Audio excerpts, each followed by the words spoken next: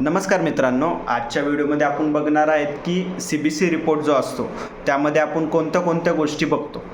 तर सगळ्यात पहिली गोष्ट आपण बघतो ती म्हणजे हिमोग्लोबिन, म्हणजे आपल्या शरीरातील रक्ताचे प्रमाण. आपल्या शरीरातील रक्ताचे प्रमाण पुरुषांमध्ये हे 13 ते 17 असतं, तर महिलांमध्ये 12 ते 15 ग्राम पर DL एवढं असतं.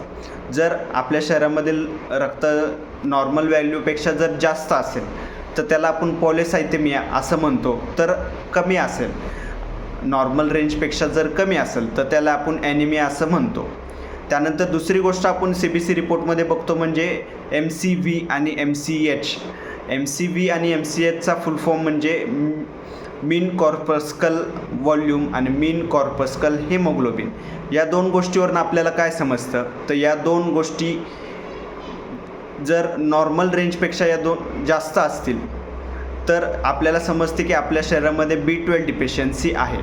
पण B12 डिफिशियन्सीलाच आपण मेडिकल लँग्वेजमध्ये मेगालोब्लास्टिक ॲनिमिया असं म्हणतो. तर MCV आणि MCH नॉर्मल रेंजपेक्षा जर कमी असेल तर त्याला आपण म्हणतो की आयर्न डिफिशियन्सी. आपल्या शरीरामध्ये लोहाचं प्रमाण खूप कमी आहे, त्यालाच आपण आयर्न डिफिशियन्सी ॲनिमिया आहे हे आपल्याला दिसून येतं. तिसरी गोष्ट आपण बघून येतो म्हणजे WBC म्हणजे TLC, टोटल ल्युकोसाइट्स काउंट. तर त्याची नॉर्मल व्हॅल्यू ही 4000 ते 11000 पर क्युबिक MM एवढी असते.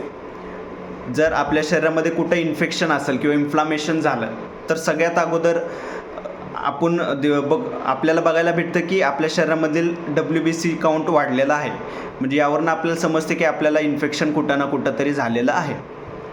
जर WBC जास्त असतील तर त्याला मेडिकल लँग्वेजमध्ये ल्युकोसायटोसिस असं म्हणतात, आणि जर कमी असतील तर त्याला ल्युकोपेनिया असं म्हणतात.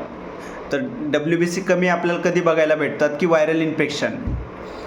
जर आपल्याला व्हायरल इन्फेक्शन असेल तर त्यामध्ये सुद्धा आपल्याला WBC कमी झालेलं दिसायला आढळून येतात. त्यानंतर चौथी गोष्ट आपण बघतो CBC रिपोर्ट म्हणजे आपले प्लेटलेट्स काउंट. प्लेटलेट्स म्हणजे अशा पेशी आहेत की जे आपल्या रक्त गोठवण्याचे काम करतात. जर आपल्याला ब्लिडिंग होत असेल किंवा आपल्याला कुठं जखम झाली तर आपलं थोडा वेळ रक्त ब्लिडिंग होतं, त्यानंतर ते थोड्या वेळानंतर ते थांबतं. तर ते थांबण्याचं कार्य हे प्लेटलेट्स करत असतात. जर प्लेटलेट्स आपल्या शरीरामध्ये कमी असतील तर आपलं ब्लिडिंग होण्याचे चान्सेस वाढतात. त्यामुळे आपण बघू शकतो की डेंग्यूमध्ये प्लेटलेट्स कमी होतात, त्यामुळे डेंग्यूमध्ये ब्लिडिंग होण्याचे चान्सेस वाढतात, रक्तस्राव होण्याचे चान्सेस वाढतात.